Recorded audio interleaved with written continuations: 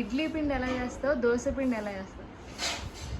దోశ పిండికి ఒక డబ్బా మినపప్పు, ఒక డబ్బా ఇడ్లీ రవ్వ, 3 డబ్బాల బియ్యము, 1 స్పూన్ మెంతులు, 2 స్పూన్లు కందిపప్పు, మొత్తం 5 రకాలు కలిపి ఒక్కసారి నానబెట్టాలి. మార్నింగ్ 9-10 నానబెడితే ఈవినింగ్ ఆడేసుకోవచ్చు. నైట్ అంతా బయట ఉంచాలి. ఆడేటప్పుడు సాల్ట్ వేయాలి. మార్నింగ్ దోశలు వేసుకుంటాం. ఓకే, అందులో వాటర్ ఎంత ఉండాలి దోశల పిండి?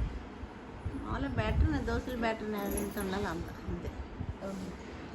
ఇడ్లీ పిండి? ఇడ్లీ పిండికి పట్టుకైనది అయితే 1:3. 1 గ్లాస్ పప్పు పోస్తే 3 గ్లాసులు రవ్వ. పప్పు నానబెట్టినప్పుడే రవ్వ కూడా నానబెట్టాలి. సపరేట్ పప్పు ఒక గిన్నెలో, రవ్వ ఒక గిన్నెలో. పప్పు మిక్సీ ఆడినాక ఈ రవ్వ 2-3 సార్లు కడిగేసి నీట్గా రవ్వ పిండి పప్పులో కలిపేయటమే. సాల్ట్ మాత్రం మార్నింగ్ కలపాలి. ఓకే, మరి అదే మిక్సీలో అయితే? మిక్సీ అయితే 1:2. బియ్యం ఒకటి క్వాంటిటీ తగ్గించేసేయాలి. వెట్టుకంటే అయితే 1:3. ఓకే.